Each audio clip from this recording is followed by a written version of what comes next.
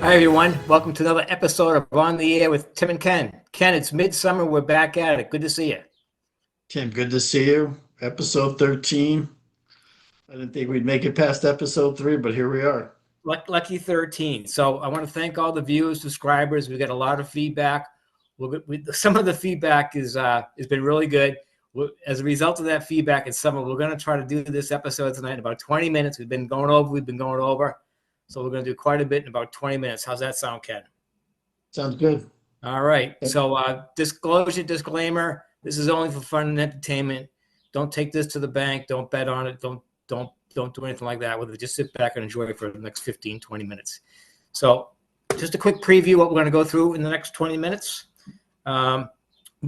Since football season is going to be here soon, I want to get everybody start thinking about it. We're going to talk about UNC and Bill Belichick real quick. Then I got a couple of stories about some unsung heroes, their athletes, and then I'm going to give a quick story that one of our viewers from St. Petersburg, Tampa, gave us a shout out. He had a story going on down there that's kind of interesting, so we'll run through that. And then it relates back up here north where I am in Boston to Fenway Park. And from Fenway Park, we're going to take you to the WNBA. And if we got a minute or two after that, we're going to start to touch on ESPN and streaming and where all these dollars are going to be flowing through. So it's a lot. So hang on.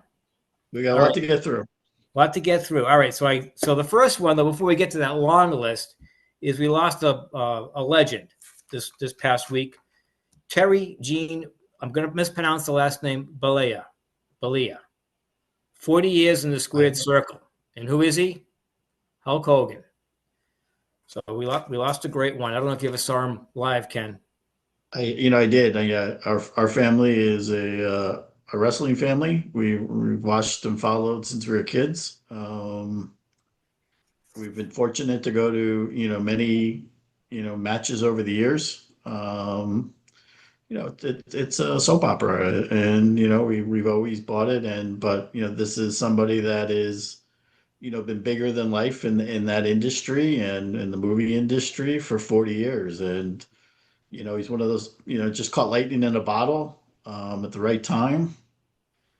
And, the fans reacted. And it kind of reminds me that, when, people try to tell you what fans want and, what fans, what you expect fans to pay for, they'll tell you, right? And I think we're seeing a little bit of that with Caitlin Clark, right? She may not be the best player in the league, but that's who the fans reacting to. And Hulk Hogan had the wrestling world and really the movie world and the entertainment world. Everybody knew him, whether you're a wrestling fan or not. For 40 years, and it's 40 years in a squared circle. Yeah. 40 years on the TV. 40 years in all those arenas. I read somewhere he had over 600 matches. I mean, I know what wrestling's all about, and that's still a lot of physicality and longevity, and he seemed to be on the good side of things overall, at least in that form. I mean, I don't know his personal life, but he was a great entertainer.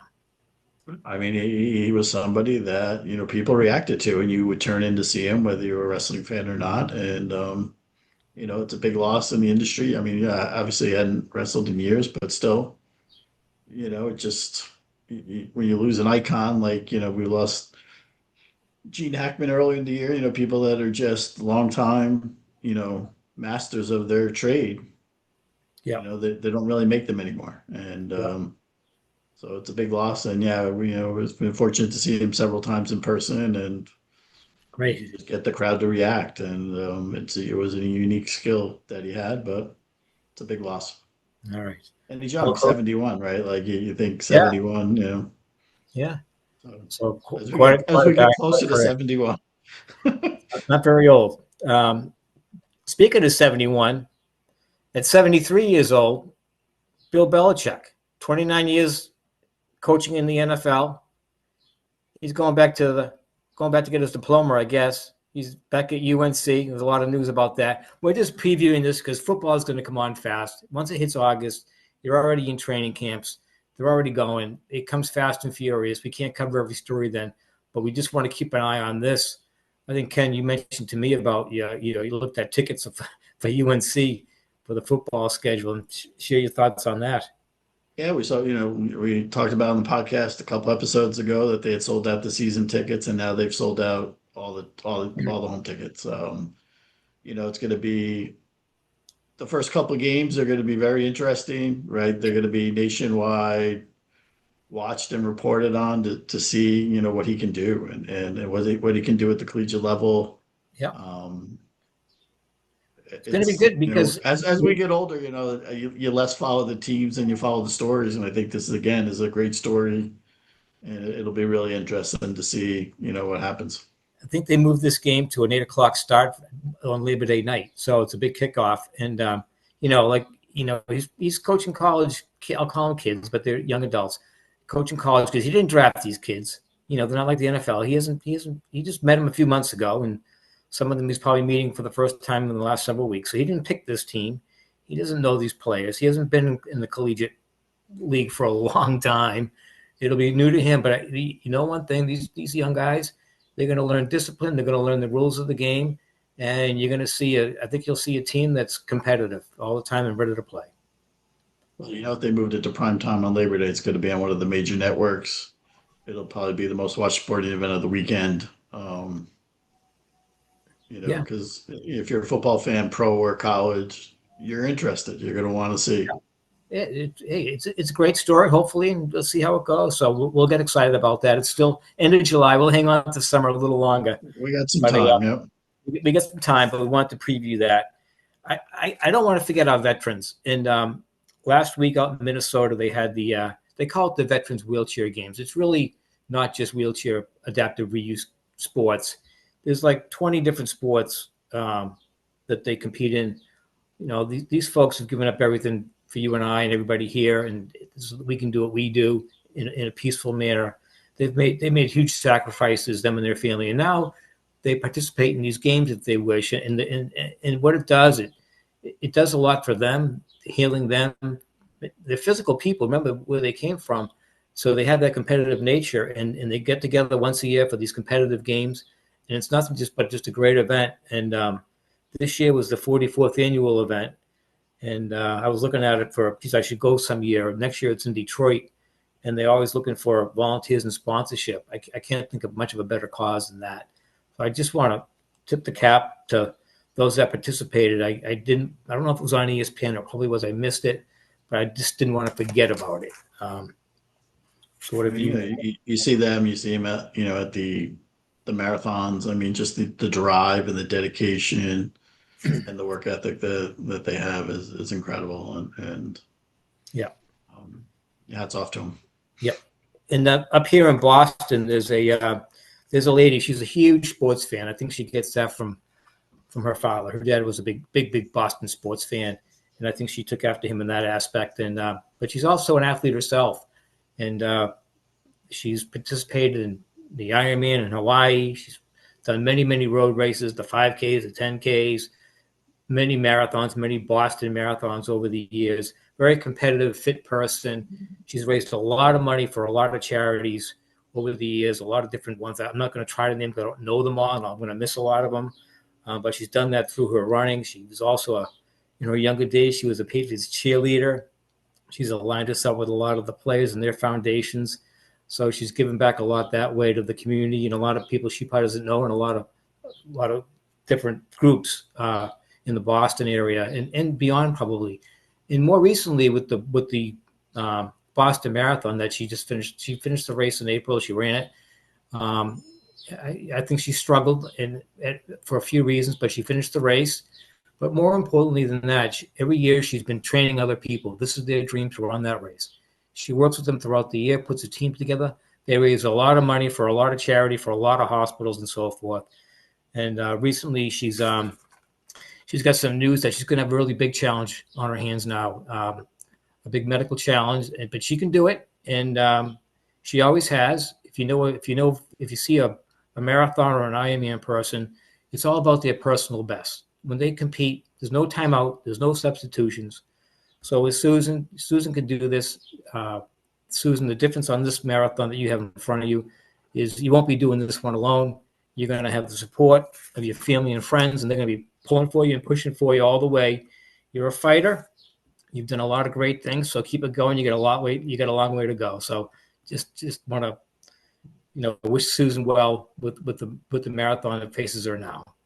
So. Absolutely. I wish her the best, and people that have that dedication and work ethic, they're dying. There's not many of them around, and you wish her the best, and Great. and keep fighting. She's a fighter. She'll do great. I got a phone call or an email, I forget which, but in any event, I was contacted by Bernie down in Tampa, St. Pete. Bernie's not the biggest sports fan. He tells me he's into some other things, and maybe someday we'll have him on. He's into a lot of crazy stuff, but sports isn't really his forte. But he reached out and he said, "Hey Tim," he goes, "You guys are doing all these stories on sports and blah blah blah." He goes, "Down here in Tampa Bay, St. Pete area, there's a lot of talk going on about the stadium with the I call them the Devil Rays, where the Rays played baseball. Well, that stadium got kind of wiped out by the Hurricane Milton 2 years ago, and there's been a lot of talk to rebuild it, to scrap it. It was never a great stadium, I guess, over all the 20 years, with a lot of problems with it. But this past season, they moved 20 miles away and they played in, I think it's Steinbrenner Field or something, a stadium that holds 10,000 people. They've been playing there. But fast forward now, there's been a lot going on. The Rays have decided to come back to Tropicana Field. It's been rebuilt. Should be open for 2026, I believe. And at that time, they might have a new owner. The current owner apparently struck a deal. They're apparently under contract to sell the ownership of the team for $1.7 billion. Well, this is more in your wheelhouse, Ken, when it comes to money in dollars and trying to help us out with that. Sounds pretty cheap by now, right? He bought the team in 20 years ago for $200 million, so he's done okay. But before you get into some of the numbers on it, this team has always struggled financially, fan base, whatever. But they've been in the American League East. They've done phenomenal in the American League East. You got the Yankees, you got the Red Sox. Those teams just have unlimited funds, it seems like. And yet the Tampa Bay team has been most competitive. They've won. They've been competitive. So whatever they've been doing from a results standpoint is done well. I don't think on the dollars and cents they've done as well as the Red Sox or the Yankees. But when it comes to wins and losses, they certainly have over the last, say, 10 years. So I'm kind of surprised the Yankees or Dodgers haven't bought them and kind of used them as their own farm system, right? Like it's at 1.7, that's like chump change, right? The success that they've had over the years is really mind blowing for these teams that spend payrolls in $200-300 million, and the Rays payroll is like 40 or 30, and I remember, God, it must be 10 or 15 years ago, I was listening to a sports talk radio show, and a guy calls up and he was visiting his brother in Tampa Bay. And he goes, I go, let's go to a game. He goes, I'll go online and get tickets. And the brother that lived in Tampa goes, you don't need to go online and get tickets. You just show up. And they get tickets for $6 on the third base, like 10 rows off the field. The beer was $8. So yeah, they paid more for the beer than they did the game tickets. Well, this is something we're going to touch on. It's a dome stadium, summertime.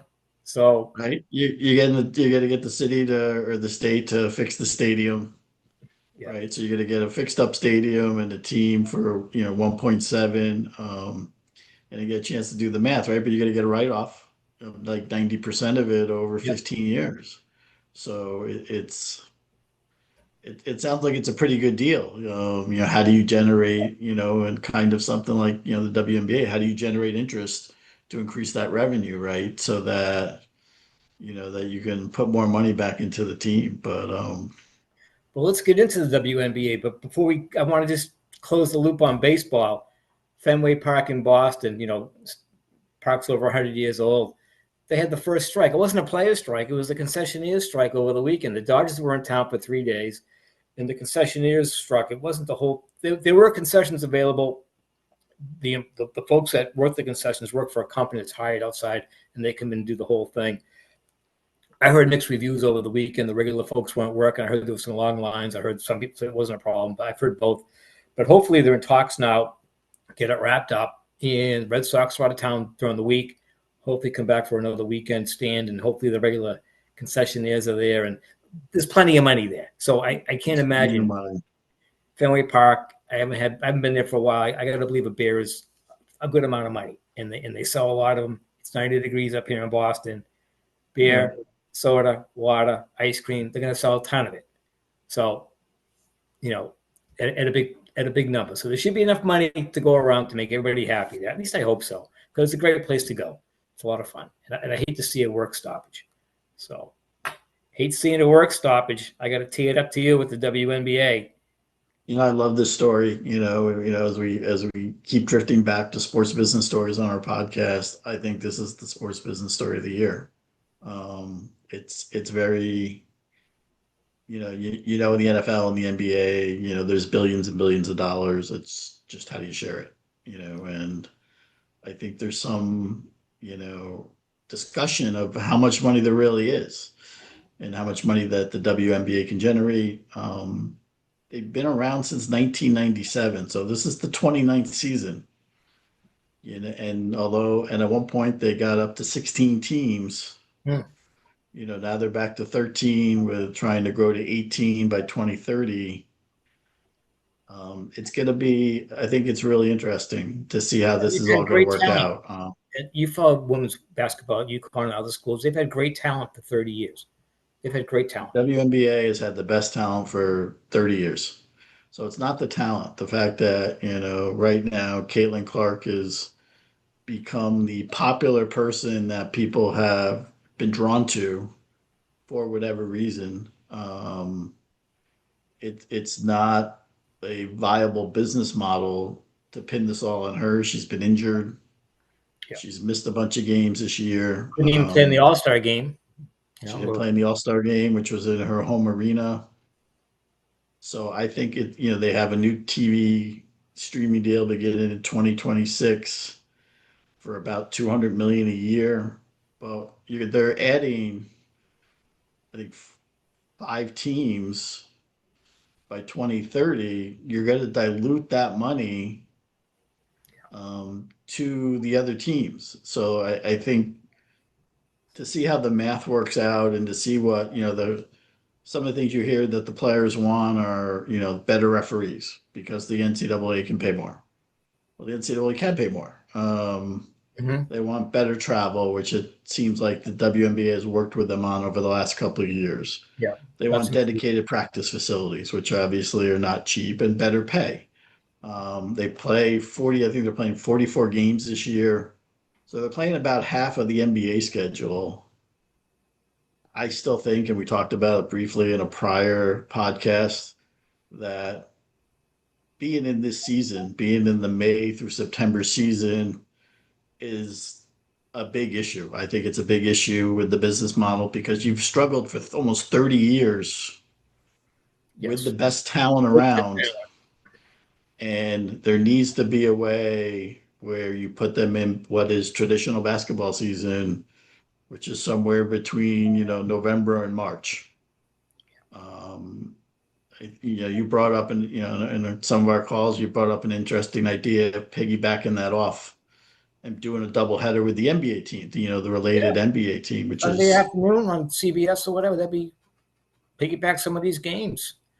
I think you would drive more people to the WNBA by doing that. We're going to get, this is going to be a constant topic we're going to talk about as more information becomes available. The girls are there's no doubt they're the best players in the world and they deserve, hopefully whatever they can generate, but there are, the NBA has owned 60% of this. You've seen some of these incredible valuations. I'm not really sure what they're based on. That Golden State, which just started a few months ago, is now worth $450 million. Yeah, they're talking about these teams. I don't know how you value that. Right? Basically, teams at 250. And you're saying, okay, who's paying that? Someone's paying that, so they must believe in it. But we don't see how it's going to pan out yet. Well, I mean, we saw like with the Alexa Ohana interview, that the guy that bought into Chelsea, the women's team, he believes in this growth, right? And the growth in women's sports. And it'll be interesting to see if the WNBA doesn't look to if the NBA doesn't look to maybe sell all or part of their interest in the WNBA. For somebody that has a vision and dream that there's this really billions of dollars out there for these girls, and so I think the biggest obstacle is the season. I The agree with that. May, June. Talent's there. Piggyback some of the games. Same arena. However you do it logistically, it's not easy. Figure it out. Get it done TV. by the end of February before March Madness starts. Right after the Super Bowl, you could have the month of February to yourself to um, to get your playoffs and your championship. Yep. You see this 3-on-3 league that started in January.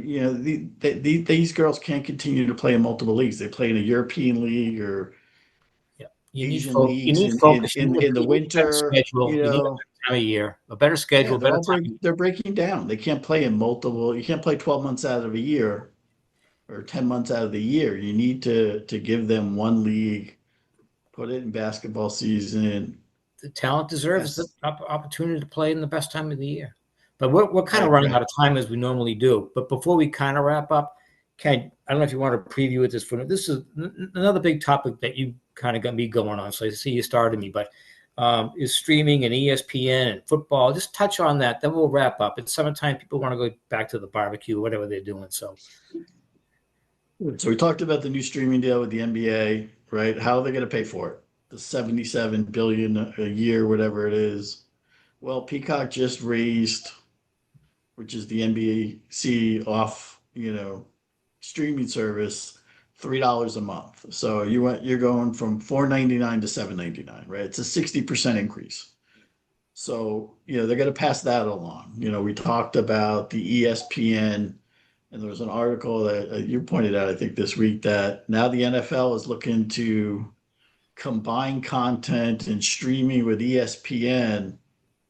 Um, yeah, there's so much content right now available with all these different leagues and individual sports and team sports.